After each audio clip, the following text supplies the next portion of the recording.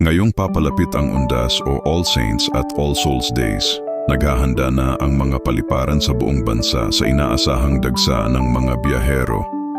Tinatayang aabot sa 2.2 milyong pasahero ang dadagsa sa mga paliparan, pantalan, at iba pang terminal habang libu-libong Pilipino ang uuwi sa kani-kanilang probinsya upang makasama ang pamilya at alalahanin ang mga yumaong mahal sa buhay. Sa Ninoy Aquino International Airport pa lamang, nag-deploy na ang mga autoridad ng karagdagang personnel upang tumulong sa crowd control, security checks, at passenger assistance.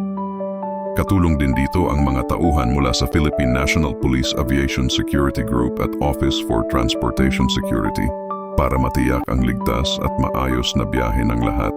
Sa mga regional na paliparan gaya ng Cebu, Davao at Iloilo, mahigpit din ang pagpapatupad ng safety protocols at baggage screening.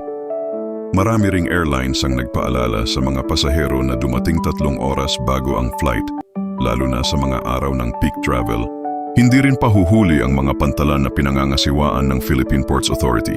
Ayon sa kanila, naglatag sila ng Oplan Biyaheng Ayos Undas 2025, kung saan magdadagdag ng biyahe sa mga pangunahing ruta gaya ng Batangas-Mindoro at Matnog-Samar upang maiwasan ang siksikan at aberya.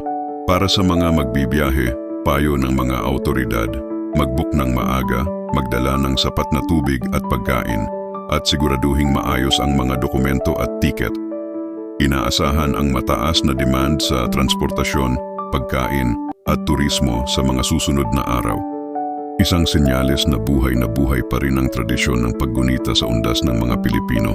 Sa kabila ng abalang biyahe, paalala ng mga opisyal, manatiling mahinahon, maging disiplinado, at higit sa lahat, alalahanin ang tunay na diwa ng undas, ang paggunita at pagmamahal sa mga pumanaw.